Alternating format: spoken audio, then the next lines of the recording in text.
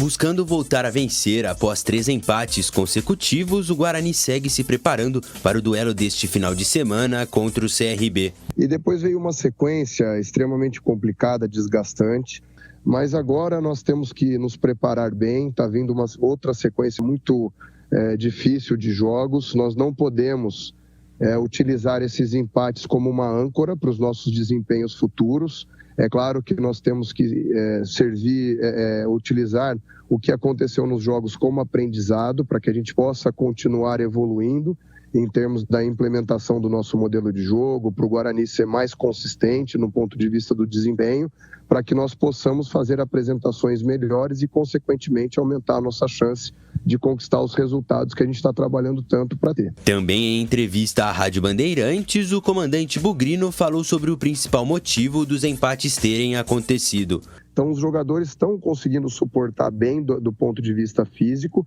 Agora, algumas tomadas de decisão estão nos prejudicando. Tem essa questão da eficácia ofensiva. No segundo tempo, por vezes, quando a gente recupera a bola, a gente verifica alguns espaços no adversário e quer atacar de maneira não pensada, não trabalhada, e aí a gente acaba expondo a bola ao adversário. E, na minha opinião, nós temos que trabalhar muito para apertar cada vez mais a questão da nossa agressividade defensiva. Então, os duelos defensivos, nós temos que ter mais agressividade para poder ter um número de ganho dos duelos defensivos maior.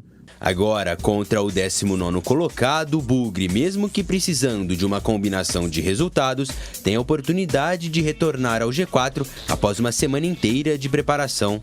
É um período muito importante, né, para que a gente possa trabalhar, corrigir os erros, descansar também, que é muito importante, né? Foi uma sequência um pouco pesada, né, também com as viagens, mas acredito que pelos pontos que conseguimos somar, foi uma sequência positiva, mas para que os pontos que nós somamos, né, possam ter uma importância ainda maior, é importante que a gente vença, né, o jogo no domingo. No Guarani desde 2021, Diogo Matheus comentou sobre sua passagem pelo clube. O lateral já vestiu a camisa do Guarani em 71 partidas, marcando 7 gols e contribuindo com 7 assistências. Essa minha passagem pelo Guarani tem sido muito especial, muito importante para mim. Já é o clube onde eu estou por mais tempo, né, vestindo a camisa, desde quando eu me tornei profissional. E eu sempre busquei isso em um clube, busquei me manter o máximo de tempo possível, busquei criar uma identificação, né? Criando identidade e marcas importantes no clube, lateral direito também falou sobre as conquistas pessoais, como o gol de número 3.000 no Brinco de Ouro. Tem alguns momentos muito especiais da minha passagem aqui pelo Guarani, seja gol em derby, né, gols de falta, uns momentos assim que marcaram realmente, estão marcando, né, a minha passagem aqui.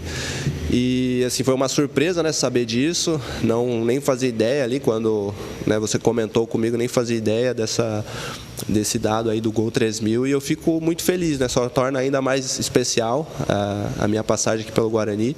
Pela 10ª rodada, Guarani e CRB se enfrentam neste domingo, 13h30 da tarde, no Brinco de Ouro da Princesa. Colocamos aqui só um trechinho da entrevista com o Bruno Pivetti, mas ontem a entrevista bem longa. Ele foi sabatinado pelos comentaristas e também por mim, que estava na apresentação do Esporte em Debate. Vocês ficaram satisfeitos com a entrevista do Bruno Pivetti? Mais ou menos, Batista. Mais ou menos. Sabe por quê?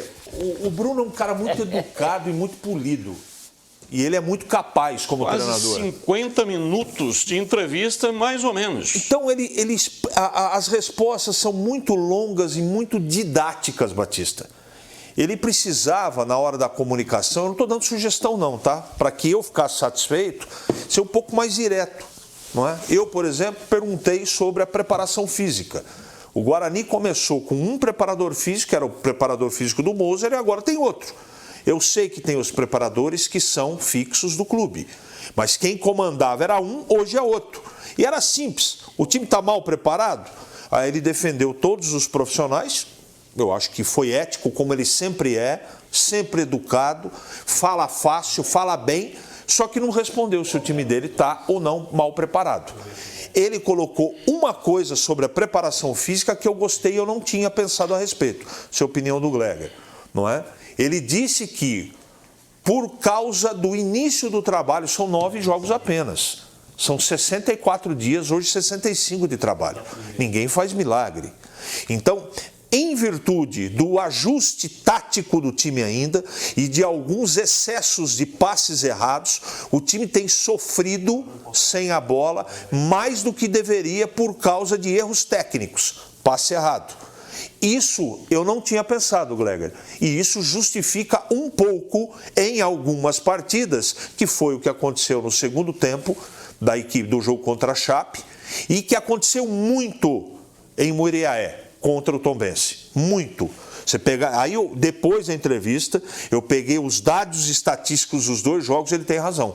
Nos 2 jogos, no segundo tempo contra a Chape e no jogo inteiro contra o Tombense, o time errou muitos passes. E isso sobrecarrega a parte física. Que você sai, você imagina o time está saindo, certo, Gleger? Certo. Aí erra um passe, você tem que recompor e tem que improvisar. Improvisou. Correr atrás, e né? correr atrás e correr para trás dá trabalho. Então, isso eu fiquei satisfeito. Agora, repito, ele fala fácil, é um cara que conhece de futebol, está no início do seu trabalho. Porque é o seguinte, Batista, para finalizar, para não tigrar aqui, é o seguinte, são 64 dias de trabalho, ninguém faz milagre. Agora, se eu chegar aqui, o Gleger, quando ganhar falar que está tudo bem e quando perder falar que está tudo mal, eu não vou analisar desempenho. Então nós estamos falando, porque da qualidade todo mundo está vendo, a boa campanha. O Guarani tem uma boa campanha na Série B. Agora, em algumas partidas o desempenho assustou de maneira negativa. Por isso que a gente traz para discutir, para trocar ideia. Essa sugestão da enquete, por exemplo, é uma discussão que está acontecendo por quê? Porque o seu Bruno José, por exemplo, está jogando de maneira muito irregular. O seu Bruninho também está irregular. Então, por que surge a possibilidade de jogar 2 caras lá na frente, Derek e Bruno Mendes? Porque o restante está apresentando problema. Então é assim que a gente enxerga futebol aqui. Mas foi legal, Batista. Eu acho ótimo essa coisa de você poder entrevistar sem a história da coletiva. Agora, tinha muita... Por exemplo, teve uma pergunta que eu fiz sobre o Diogo Matheus, sobre a marcação e o setor do Diogo quando ele joga. Ele não explicou, porque ele não entendeu a pergunta, mas está legal. Foi muito boa. Repita outras vezes, porque sempre acrescenta. E você, Gleger, achou o quê? Eu acho que, tecnicamente, ele foi bem na entrevista. Tecnicamente. Você vê, por exemplo, eu perguntei na questão física também, e o CH estava dizendo aqui, citou 2 jogos, né? A Chape e o jogo desse jogo aí do Tombense. Mas eu quero que você... Volta lá também, CH. Você lembra aquele jogo do Ituano? Tem razão. Agora faz um gol. Você lembra o jogo do Sampaio Corrêa, que estávamos juntos, que você, inclusive, disse? Tem razão. Segundo tempo, Sampaio Corrêa atropelou o Guarani. Estou errado? Verdade. Então, assim, não são só 2 jogos. Tudo bem.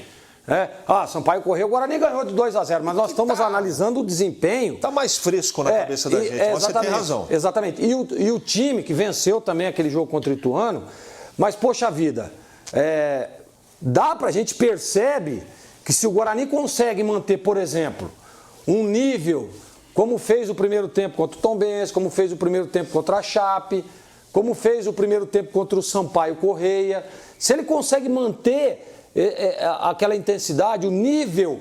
Poxa vida, nós estávamos falando aqui de 2, 3 pontos, o Guarani estava lá, estava vice-líder da competição. Tranquilo. Então é isso que nós estamos falando, não estamos aqui criticando, nós estamos analisando. Por quê? Porque, para você ter um campeonato com 38 rodadas, na 9ª, você já está dando 4 dias de folga para os caras, porque os caras estão cansados.